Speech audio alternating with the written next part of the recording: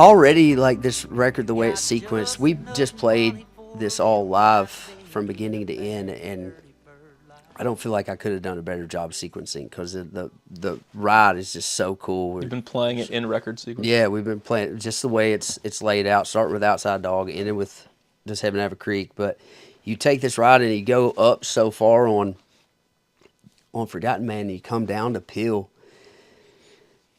Peel is definitely the most personal song I've ever put out.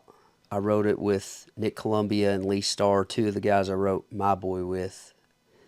So the whole idea for Peel started when I was living in Franklin, and for whatever reason I was at the house by myself, and I started thinking about my little brother and the years that I'd missed out on him in his teenage years when I was living in Bowling Green, and I was just like, there wasn't anything I wouldn't smell, smoke, or eat at that time, and I thought I was having a lot of fun until I started seeing my friends drop like flies. There were people that I spent a lot of time with that aren't here anymore, and what I thought we were all doing, just having a good time and partying together, I didn't realize that how much we were playing with fire.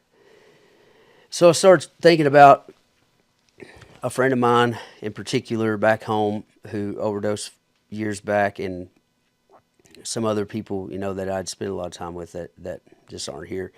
And thinking about how lucky I was to have not ended up going down the same path. For me, it's always been a little easier, I feel like, to not go too far or to pull out when I have went too far. I don't.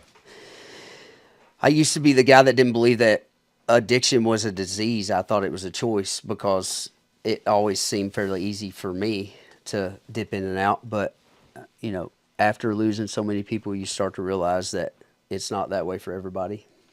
So I'm sitting there thinking about these guys I've lost, and about these years I missed out with my little brother, these crucial years of his teenage years that I could have been there to help guide. And I was thinking, if he could write a letter to me, or if he could have written a letter to me back then, what would it say? And that's where that first verse of that song comes in. And I know, me, you, and Luke have talked about a lot about this song. I didn't know if I was going to record it and put it on the record, or I if it think was, the song predates pretty much everything else. it was the first song written for the Damascus record. I just didn't know I was writing for the Damascus. I think I wrote that song in the process of Backslider, actually. I kind of always felt like it needed to have a life. I just didn't know if it would be later on in my life or not. But inevitably, I ended up back in those shoes, so it was a good time to put it out. That That's a heavy song. It's a great song.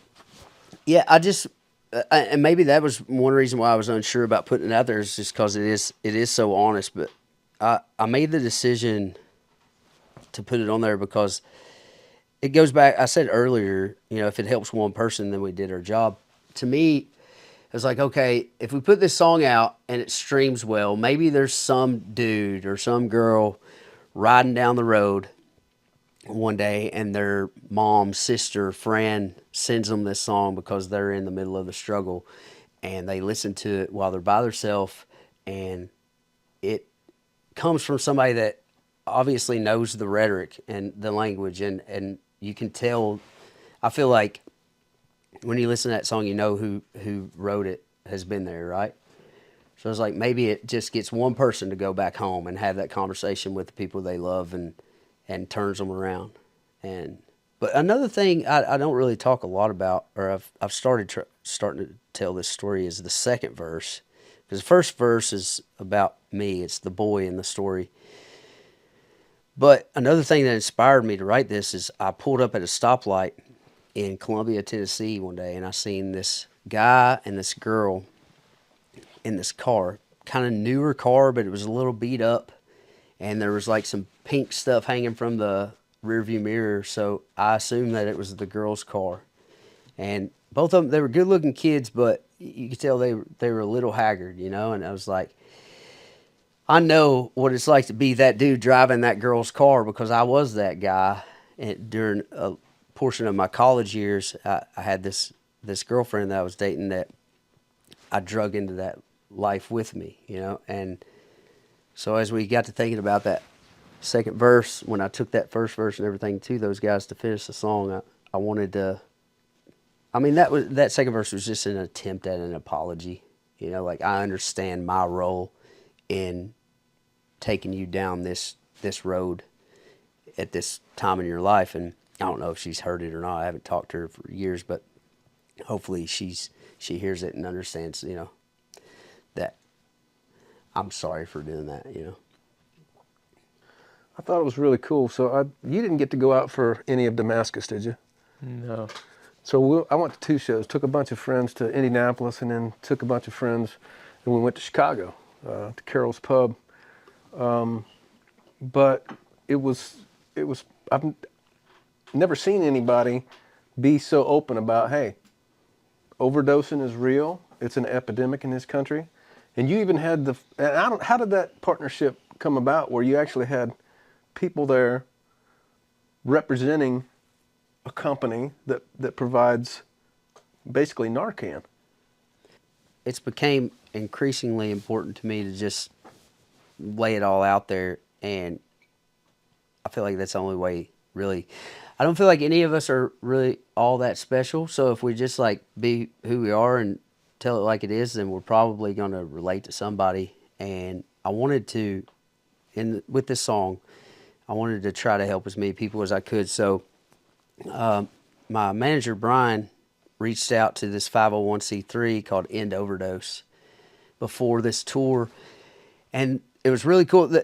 They come out to your show, or they came out to our shows. I think we were the first country artists that they'd ever worked with. They're usually doing like EDM festivals and stuff like that, where there tends to be a little bit more drug use. But they show up, they set up a table, they've got like a CPR dummy, and they've got a bunch of Narcan, and they just give it to you for free. You can actually get on their website and get Narcan sent to you as well.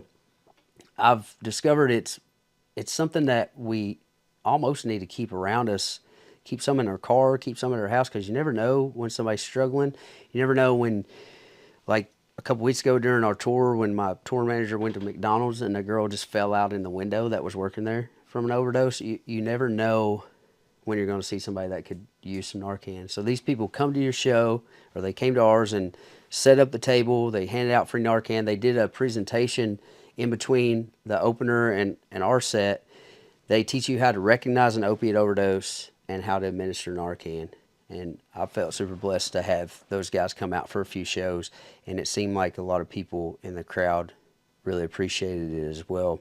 It's a great organization, so if anybody's out there and feels like this is something that you need to have around, or even if you don't, maybe look into it, get some, keep it with you, keep it in the car, keep it at the house.